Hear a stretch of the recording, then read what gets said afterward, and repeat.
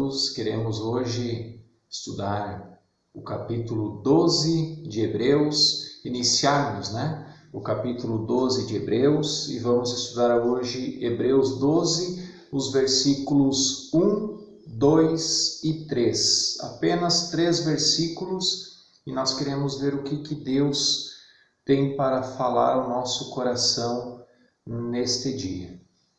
Eu vou estar lendo e explicando, ok? Versículo 1, então, Hebreus 12. Portanto, também nós, visto que temos a rodear-nos tão grande nuvem de testemunhas, livremo-nos de todo o peso e do pecado que tão firmemente se apega a nós, e corramos com perseverança a carreira que nos está proposta. E aqui o versículo começa com a palavra portanto.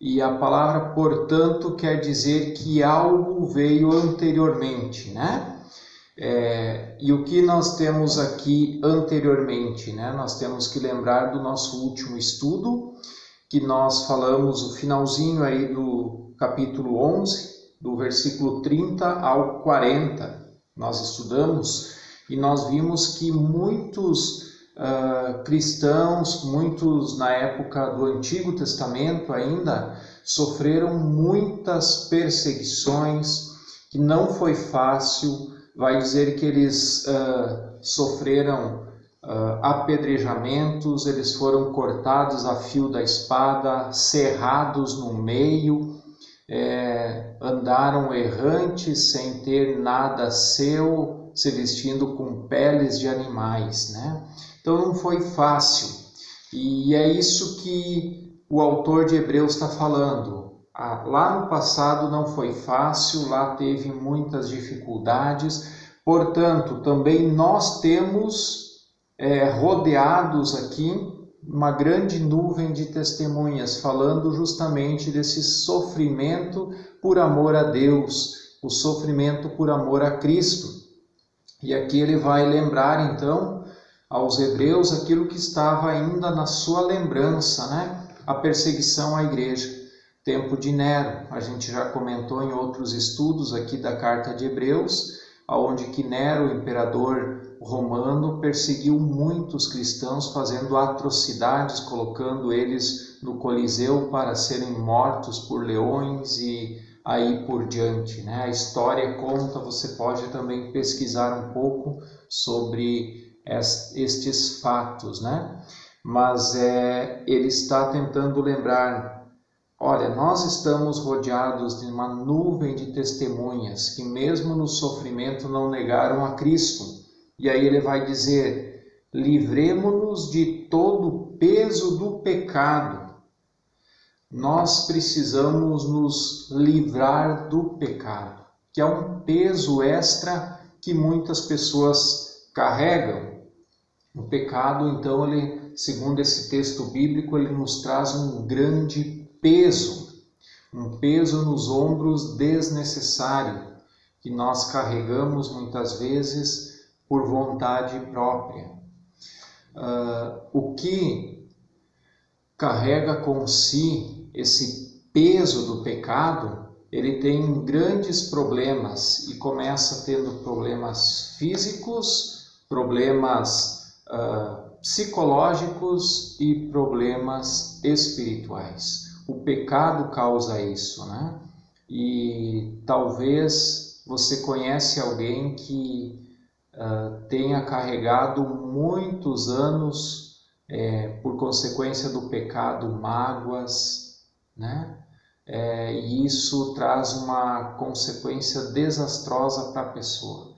Muitas pessoas, elas não conseguem ver o bem pelo pecado, por causa do seu pecado, E isso traz consequências psicológicas, traz consequências espirituais e se reflete no nosso físico, no nosso emocional. Se algo de nós não está bem, todo o corpo sente, Esta que é a verdade.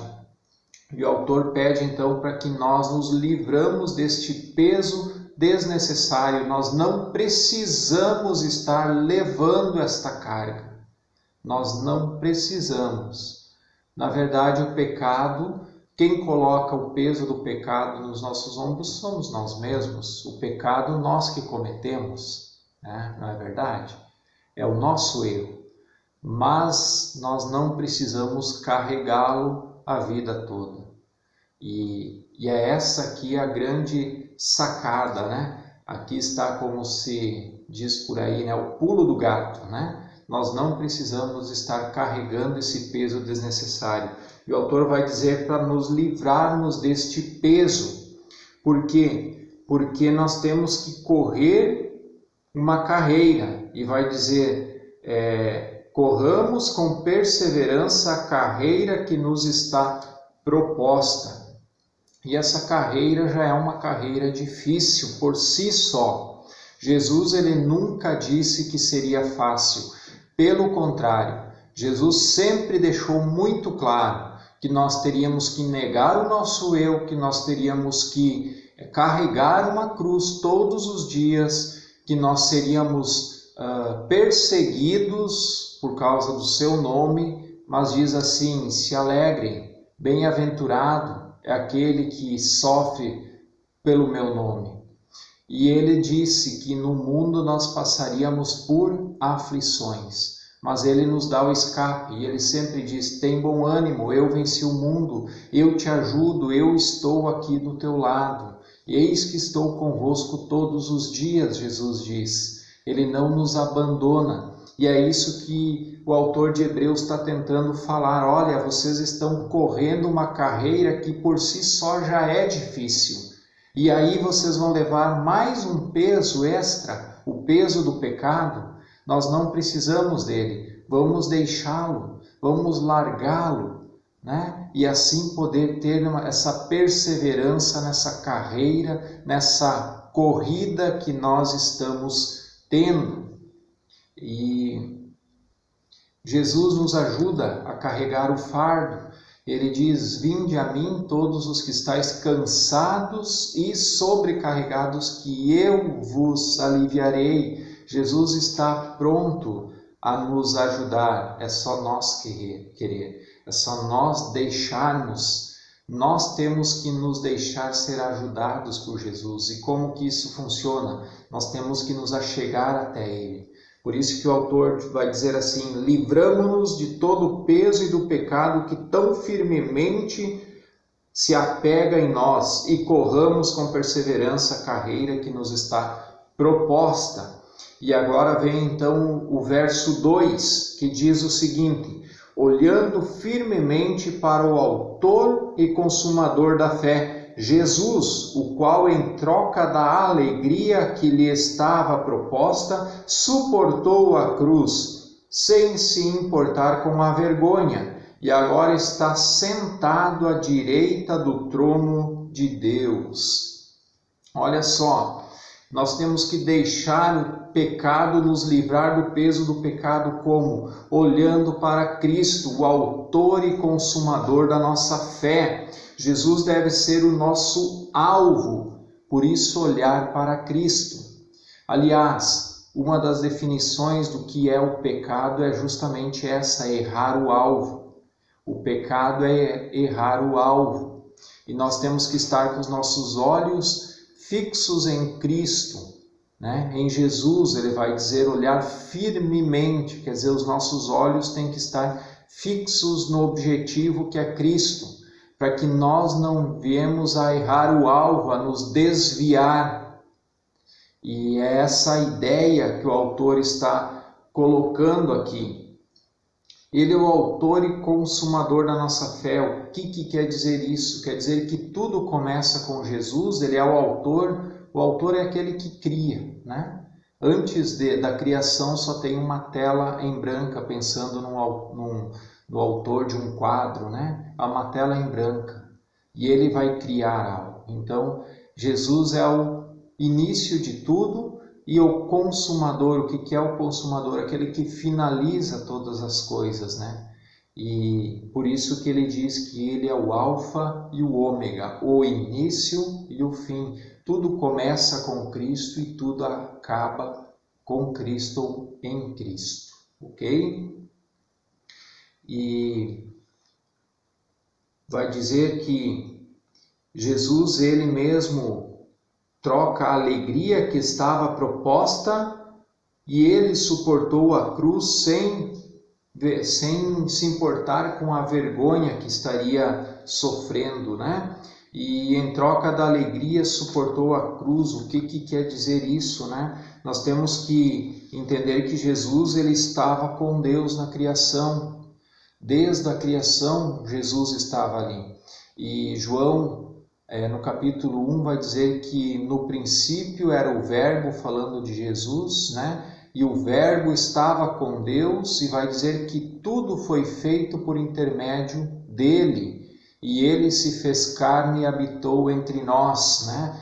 Falando de Jesus, que tudo foi feito por Jesus.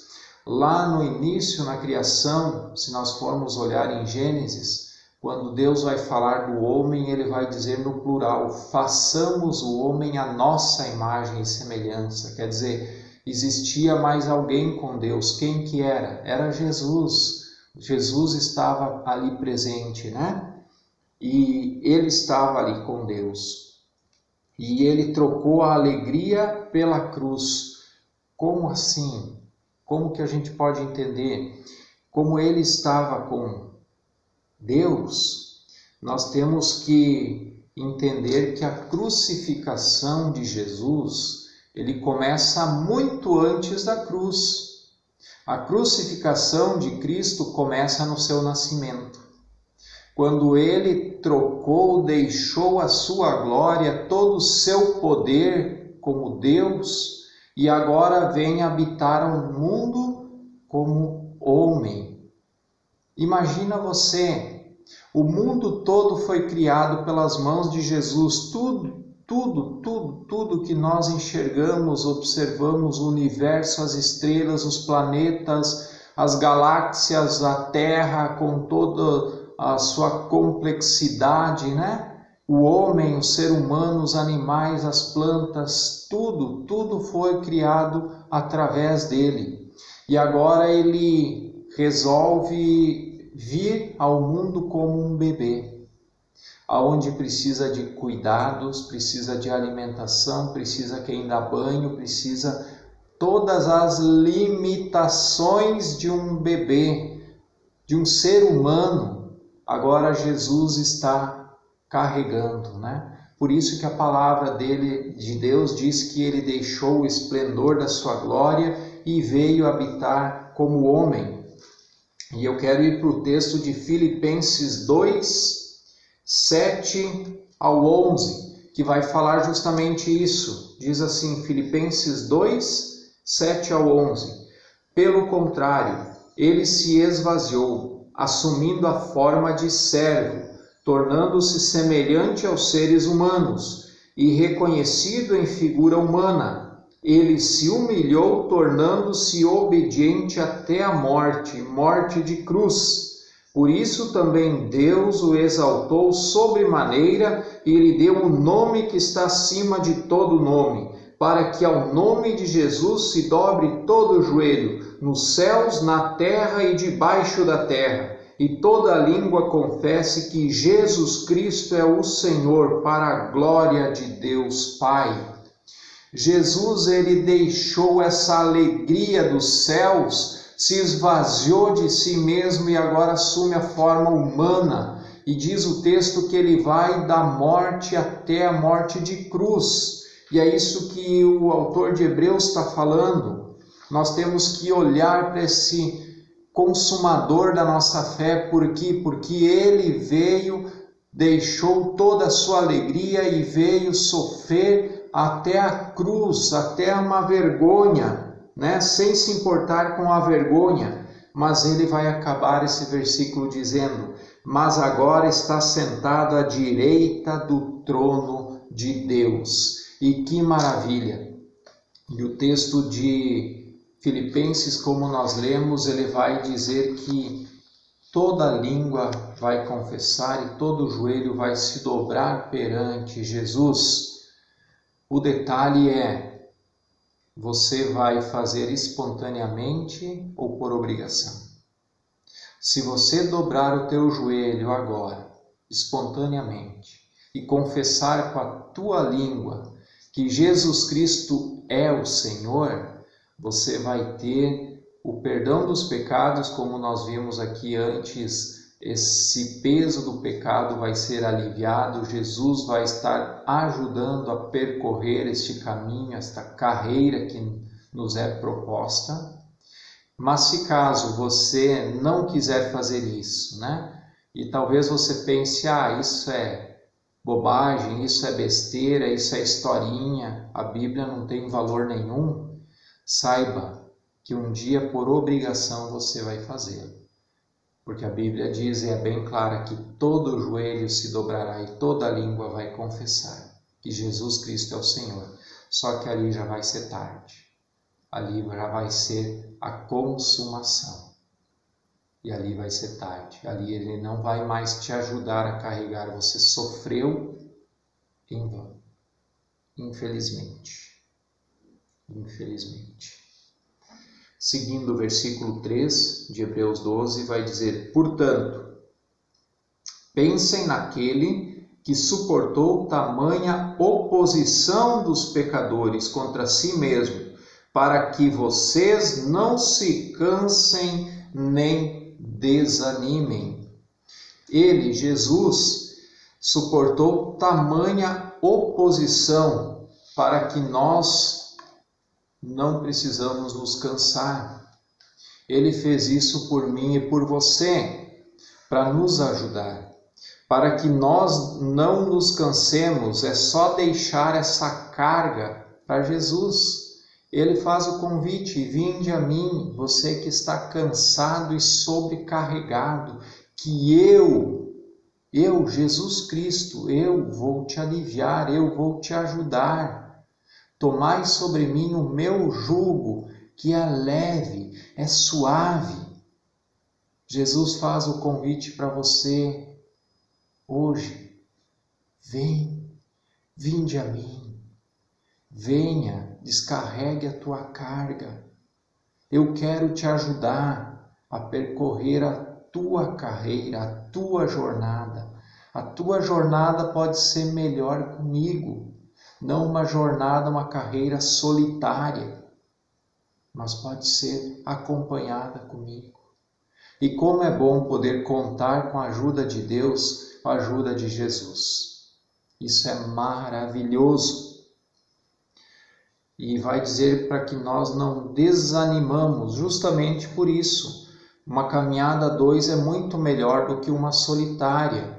Quando a gente está caminhando sozinho é fácil a gente desanimar, mas quando tem alguém junto, a gente vai um animando o outro, e é essa a ideia de estar junto com Jesus. Ele nos ajuda a carregar esse fardo, a seguir, a completar a carreira.